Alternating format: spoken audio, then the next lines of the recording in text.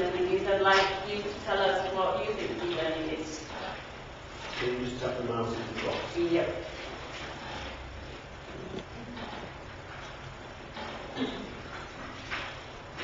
Anyone want to have a go? Distance learning. Distance learning. Okay. Any other terms that might describe e-learning? Use information technology. Using information Technology. technology. It involves multimedia. So say that again. It involves multimedia. Media. Simulation. Able to catch up. Ownership.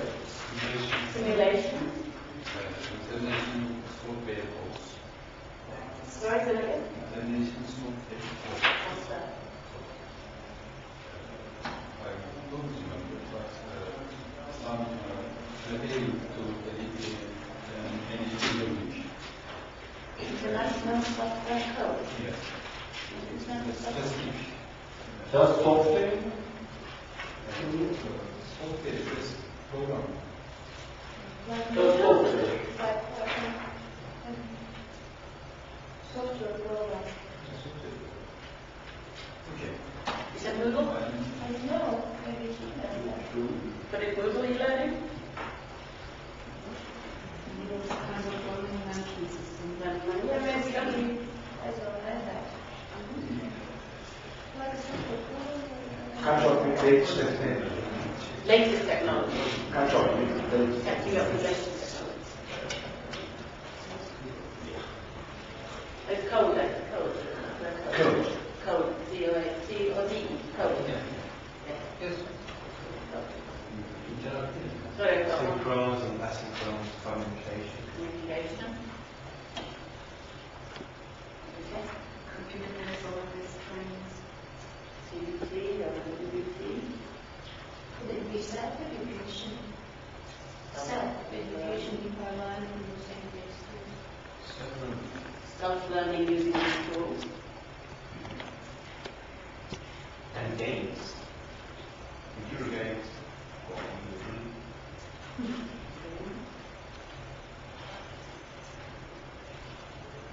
Catch up with the latest technology. Oh, yes. Catching up with latest technology.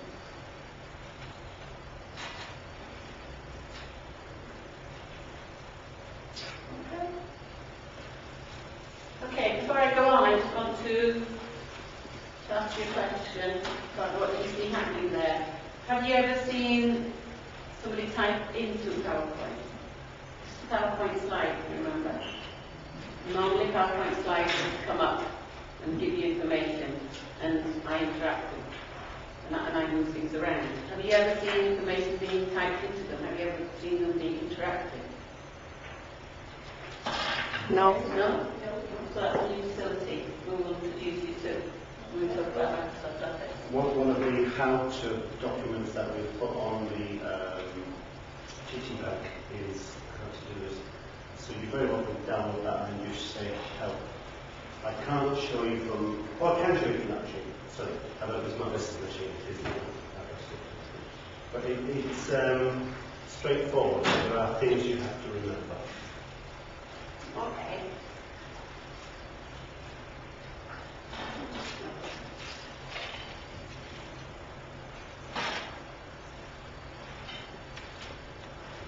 Okay.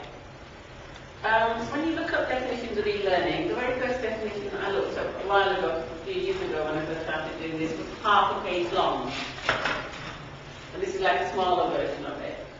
And it starts saying e-learning is defined as learning with the aid of information and communication technology tools. These may include the internet, computer-based technology, or interactive television. We also include the use of e-technology to support traditional methods of learning. For example, using electronic whiteboards and video conferencing, and you can go on and on and on. And there's another one with different kinds of things included in here. So this e-learning definition said e-learning is the delivery of learning and training by means of advanced technology, such as the internet, CD-ROMs, audio, video tapes, DVDs, cell phones, PDAs, personal organizers. So it's going that one step further, really, things that we use learning over in the office have now started to become e-learning tools. The e-learning, and the term e-learning is used to describe a range of learning situations. So now we're starting to talk about learning situations, distance learning, web-based learning, so it's not just tools, it's about the situation you're in, and so on. And it says what they all have in common is the use of technologies, the meaning for learning. So then it sort of does try and sum it up. For years now, and I don't know where I got this from, I don't know if it was part of one of the projects I did or it's something I came up with one morning, I don't know, others might know, but I think that sums it up. E-learning is the use of electronic technology to deliver, support and enhance teaching and learning. And for me there are a few very key words in there. The key words are to deliver, to support and enhance, okay? But also the teaching and learning. So deliver and teaching is the same. So it's to teach, but it's to help learners learn. And the other two key factors are to support and to improve. Okay? And it's the use of technology to do that. So it's quite, it's very broad, if you think about it. But that's why the definitions are very long, because when you try to capture everything in, it becomes difficult.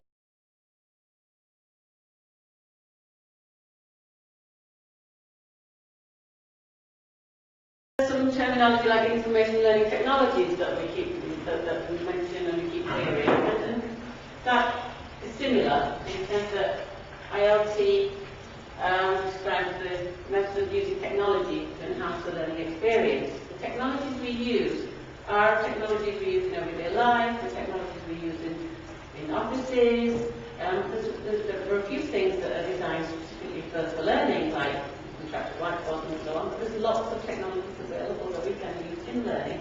So the IoT term comes from how you use these technologies and bring them into your classroom.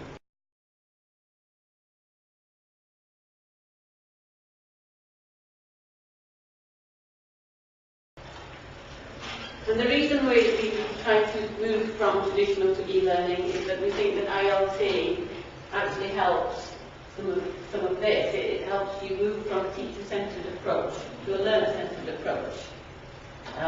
With that, with the last item, from less autonomy to more autonomy, it puts the learner in control. It's from knowledge transfer to knowledge creation. It's from a passive and repetitive learning to active and collaborative learning. It gives you the tools to allow you to do those things. If you don't have those tools, you're back to that didactic approach.